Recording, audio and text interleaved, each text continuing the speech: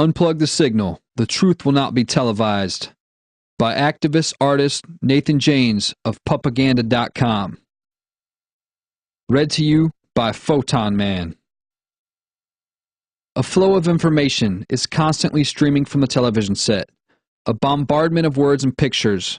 The speed at which this information is communicated makes it easy for the signal to take control, switching the viewer's brain to standby as information is absorbed without analysis or question. Today, the television's constant signal shapes the conclusions of the masses and produces the collective norm. The signal prescribes what is news and what is truth through the words of so-called experts and authorities, gelding the consciousness and independent thoughts of those subjected to it. Through television, the masses can be made to accept the most monstrous distortions of reality. The signal is a chill wind of continuous oppression over the minds of the masses. It controls the management of society and culture, creating uniformity across all subjects.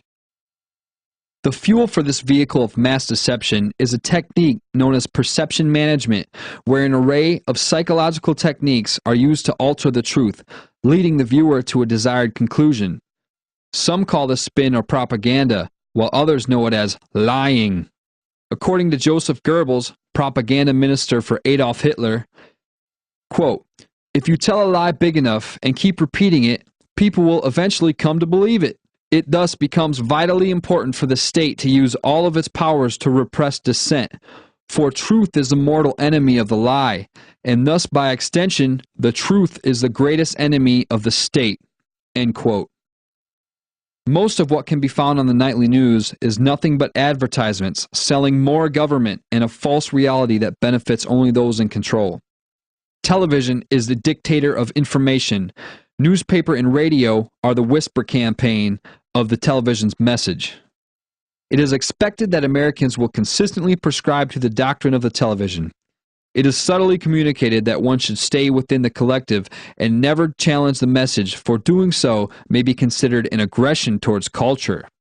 The message is, be a good consumer, always obey authority, you know nothing, listen only to experts, be content, and never question or express new ideas. This signal is being broadcast across millions of screens, indoctrinating the unconscious minds of those who choose this as their only reality. Self-censorship occurs when these individuals become so deeply indoctrinated that they are afraid to discuss any information outside the paradigm of television-created culture. They police their thoughts to ensure they won't conflict with this culture. Sadly, many people's reality today does not allow any outside information to process. Instead, it is written off as conspiracy or blatant lies. Our consciousness has been destroyed so much that fiction has become reality. An entire lifestyle of poisonous foods, pharmaceuticals, and fluoridated water are accepted as safe and sold to us at the cost of our health and well-being. Those of the establishment are using the incredibly powerful weapon of mass psychology as a method of controlling the minds of the masses and altering the behavior of individuals. Edward Bernays, a pioneer in the field of public relations in the 20th century, applied Sigmund Freud's theory of psychoanalysis to manipulate the masses by engineering consent. According to Bernays, quote, "If we understand the mechanism and motives of the group mind, it is now possible to control and regiment the masses according to our will without them knowing it." End quote. Advertisers and psychologists of the billion-dollar culture creation industry manufacture trends through the proliferation of insecurities and manipulating desires and emotions. These concepts are also employed to control how individuals think about politics, as well as the possibilities and limitations within society. Those wielding power within our streams of mass communications market their plans into each generation as individuals adopt specific ways of thinking and never suspect that all major events and trends within their lifetime are actually planned by an elite few before they are even born. In our society today, culture is created from the top down. Virtually all forms of culture are created by the ruling class to build a false sense of reality, ensure social compliance, and control the future course of cultural evolution. Predictive programming is a tool used by the establishment to acclimate the public to new ideas, trends, beliefs, and threats. It is used through television by including certain situations or ideas within the plots of many fictional shows, familiarizing the viewer with these concepts no matter what they may be watching.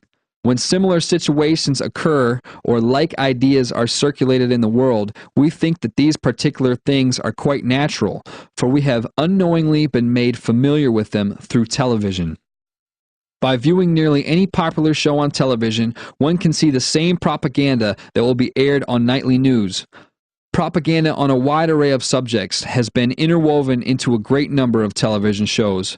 Just a few of these subjects include global warming, vaccinations, torture, terrorism, national security, the militarization of police, and the degradation of the family unit.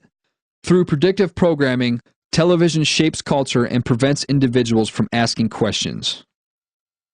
Crises are created on a daily basis and broadcast across the airwaves to keep individuals in a state of panic and fear.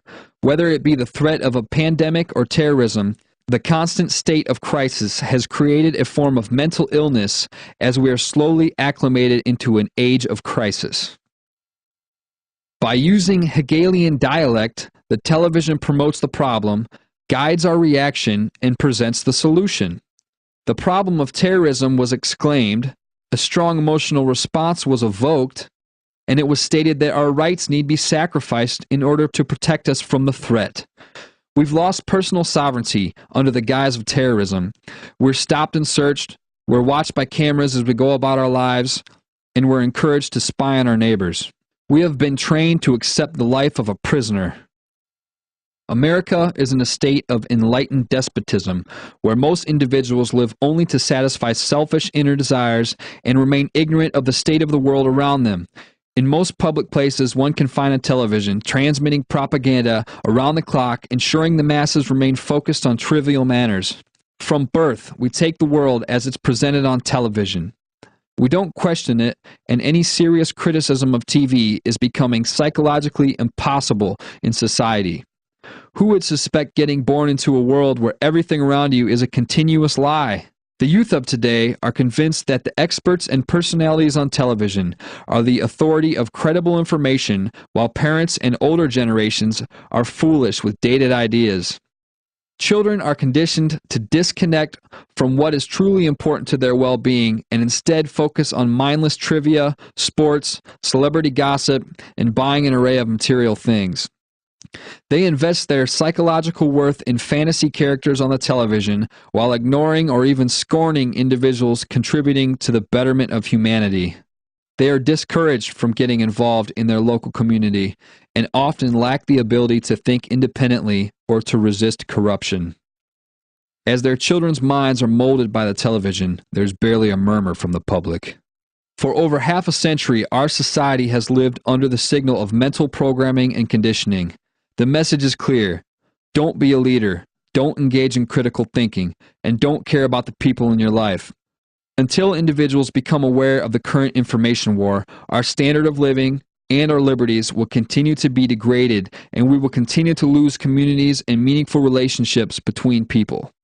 Currently, pockets of resistance are beginning to spring up everywhere as some unplug the signal and regain control of their own thoughts.